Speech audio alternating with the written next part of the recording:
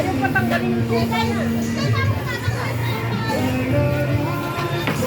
Alis ka dyan.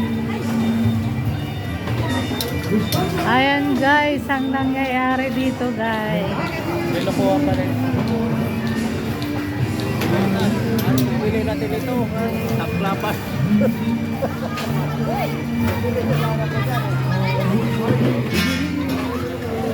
Maluwag kasi pag ganyan.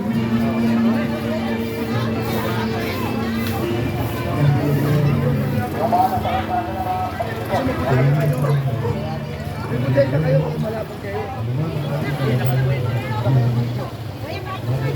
Sino nagbulit sa inyo?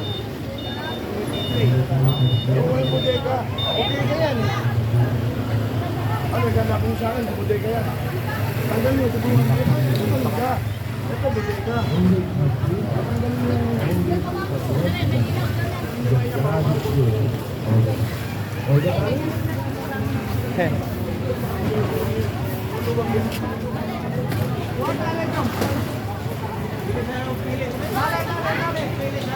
Kung walang ibang pinagkakan sa alam po yung mga paninda nyo, pakiangat nyo na yan, tanggalin nyo po dyan sa kalsada.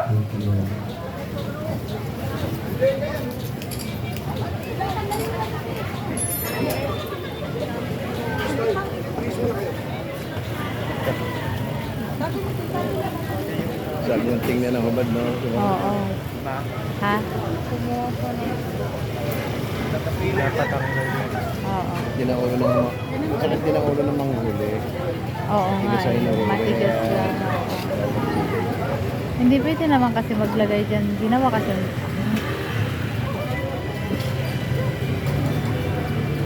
Maluwag ang daanan kasi pagka ano. Pwede naman din magtinda basta ayos lang. Kasi, Magsuyo po, kung alam nyo po, nasa kalsada yung paninda nyo, alisin nyo po dyan.